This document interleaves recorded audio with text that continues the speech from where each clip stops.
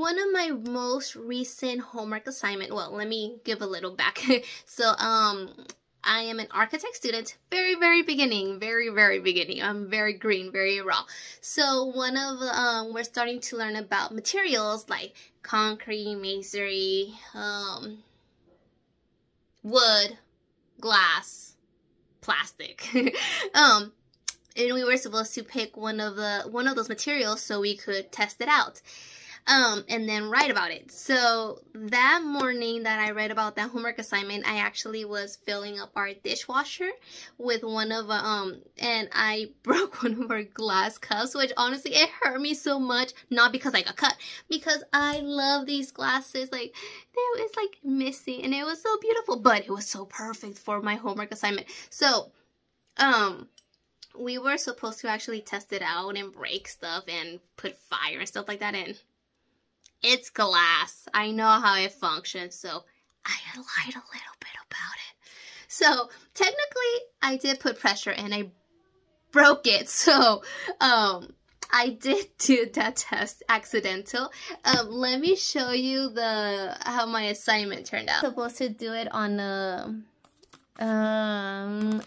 what size was it? An 18 by 14. I did this on Canva.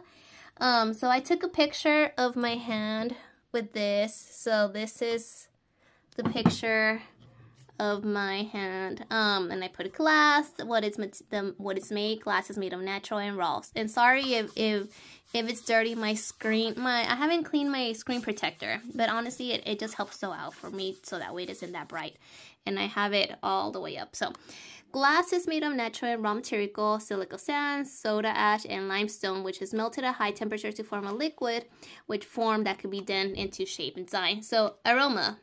Yes, I actually took the time and the moment to smell it, which, if you think about it, we never actually stop and smell glass. We always stop and smell, quote unquote, the roses, but I found this very interesting. I'm like, does glass actually smell anything? Which I know it doesn't, but I still had to try it. And then, well, the aesthetics, transparent, smooth, and clean. Sound, it does have a ringing, obviously a little bit of vibration. So this one, it isn't too much of vibration, but my window, it does have more vibration. Okay, durability, we obviously know it's fragile and breakable.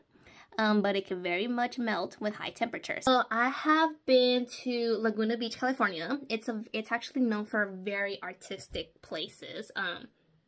And so there is this little art festival that they do. And I had the opportunity to go to one of them a while back. And they were actually doing glass designs, cups, little sculptures. And I saw how, like, they put all of this. Also, there is a Netflix show. I don't remember what it's called, but there is a Netflix show in which they show how they do all of this high temperature figurines. Sorry, figurines and art and everything. It's very interesting. So glass is able to melt again, but in a home when it's burning, it doesn't reach to that capacity that it will burn the glass, but it will break because of the changed temperature. That's where I wrote right here for fire reaction. But the window will break because of temperature differences, and also, well, fire can also stain glass. If you're Hispanic, then you'll know, like, for example, the Virgin Mary candles, you know, when they turn it on, or even in church, when you go to church, they have all of these candles, and it's just so pitch black, like, it stains it, See, well, there's the force reaction. Well, there are many glass thickness, which are all breakable, and it could cause crack and break completely in many pieces.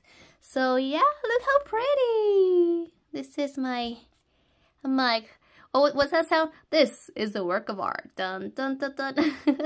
But yeah, but I actually studied also, so I actually have studied so many different things. This is graphic design. I also studied a little bit of graphic design. I know a little bit of Photoshop, but I did all of this on Canva, not on Photoshop. But I do have a good eye in all of this. I am always about symmetry. I don't need a ruler to figure out symmetry. I'm actually very good. Whenever we were hanging stuff right here, I was like, nope, you're off. Like, even if it's little, you're off. And I'm actually really good with, like, my with my layout, my colors, the vibe, and the balance. That's really, really huge for me whenever I create anything of this. But this is just a homework assignment. It's a beginner class, so it doesn't really matter. But I'm always very, very picky, in particular with these kind of stuff. But yeah, I also learned graphic design. Oh my god, there's like so many things that I have learned and taken courses in. So there is business. Obviously, I have a business degree.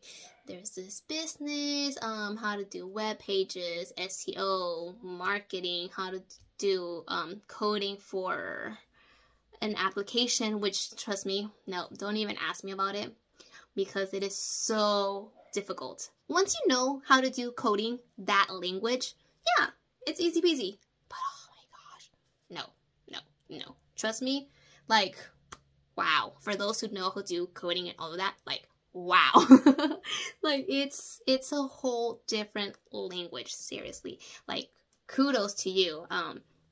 So all of that has helped me and understand. So honestly, whenever I see videos about people like, oh yeah, this is how your SEO works, this is what to do with your marketing, I'm like, like, take an SEO. No, it's not just SEO what you need to learn. You need to learn about how coding happens and how it works to be able to really understand how SEO and all of this algorithm stuff like this works.